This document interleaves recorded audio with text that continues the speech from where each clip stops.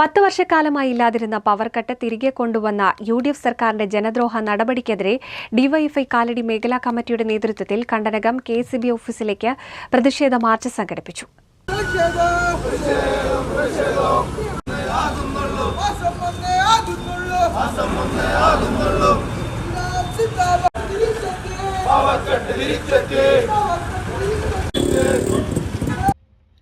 പരിപാടി DYFI Edappal block secretary Sandeep Vijayan ഉദ്ഘാടനം ചെയ്തു.